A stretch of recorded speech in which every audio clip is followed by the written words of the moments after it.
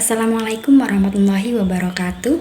Selamat datang di video edukasi perpajakan. Kali ini kita akan membahas pajak penghasilan pasal 21 atau yang biasa disebut dengan PPh 21. Pajak ini merupakan salah satu jenis pajak yang langsung berkaitan dengan penghasilan yang diterima seseorang.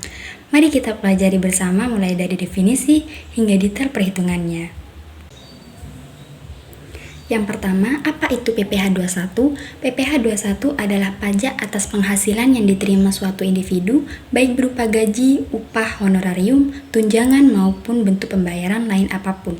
Pajak ini dikenakan atas yang berhubungan langsung dengan penghasilan, pekerjaan, jasa, atau kegiatan tertentu yang dilakukan oleh orang pribadi subjek pajak dalam negeri.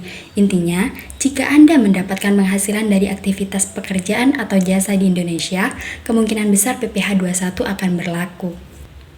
Selanjutnya, subjek pajak atau wajib pajak PPh 21.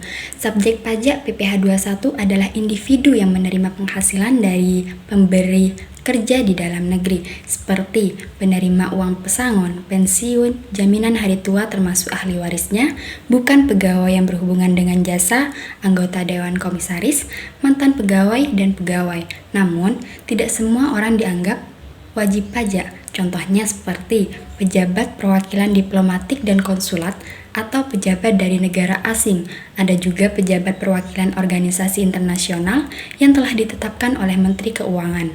Dan juga individu tertentu seperti tenaga kerja asing yang tinggal di Indonesia kurang dari 183 hari dalam 12 bulan. Ini tidak termasuk dalam kategori wajib pajak PPh 21. Selanjutnya, pihak pemotong PPh 21. Siapa sih yang wajib memotong PPh 21?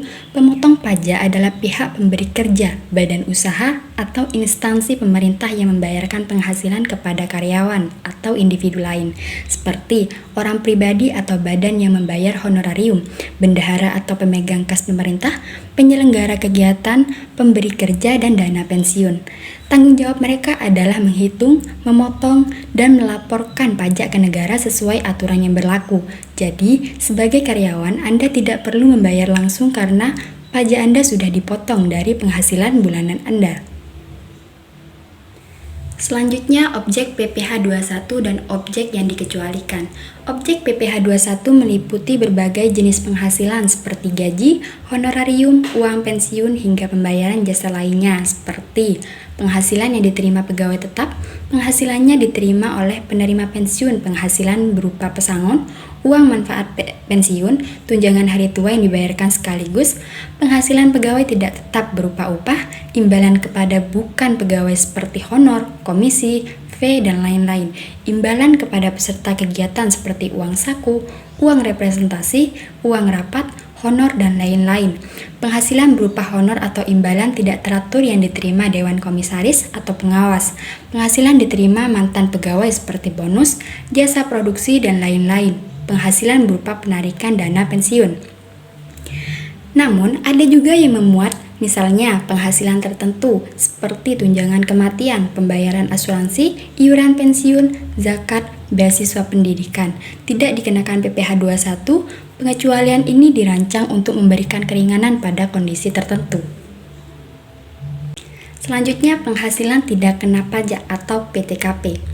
Mari kita bahas penghasilan tidak kena pajak atau PTKP. PTKP adalah batas penghasilan bruto yang tidak dikenakan pajak. Besarannya ditentukan berdasarkan status wajib pajak. Misalnya, untuk wajib pajak tidak menikah, PTKP berbeda dengan mereka yang menikah atau memiliki tanggungan anak.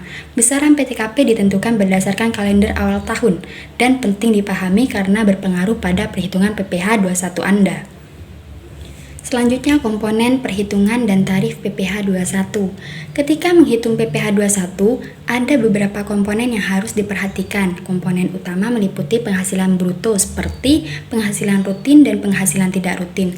Ada juga komponen penambah seperti iuran BPJS, jaminan kecelakaan kerja, jaminan kematian, jaminan kesehatan, tunjangan PPh 21 jika ada, dan tunjangan BPJS jika ada. Untuk pengurangannya seperti biaya jabatan 5% dan maksimal 500 per bulan. Biaya pensiun, iuran BPJS yang dibayar karyawan, dan terakhir PTKP. Setelah mendapatkan penghasilan kena pajak, tarif PPh 21 diterapkan. Tarifnya bersifat progresif, mulai dari 5% hingga 35%, tergantung pada besar kecilnya penghasilan pajak Anda. Yang terakhir, rumus perhitungan PPh 21. Untuk menghitung PPh 21, kita dapat menggunakan rumus sebagai berikut. Penghasilan bruto dikurangi pengurangan seperti iuran pensiun, dikurangi PTKP, dan dikalikan tarif pajak progresif. Hasilnya adalah pajak yang harus dipotong oleh pemberi kerja. Perhitungan ini penting untuk memastikan kewajiban pajak terpenuhi dengan benar. Demikianlah pembahasan kita mengenai pajak penghasilan pasal 21. Dengan memahami poin-poin ini, Anda dapat lebih sadar akan kewajiban perpajakan Anda dan bagaimana cara menghitungnya. Terima kasih telah menonton, dan jika ada pelayanan terdapat kekurangan atau hal-hal yang kurang berkenan, saya memohon maaf yang sebesar-besarnya. Semoga apa yang saya sampaikan bermanfaat dan dapat memberikan inspirasi bagi kita semua. Saya akhiri dengan ucapan wassalamualaikum warahmatullahi wabarakatuh.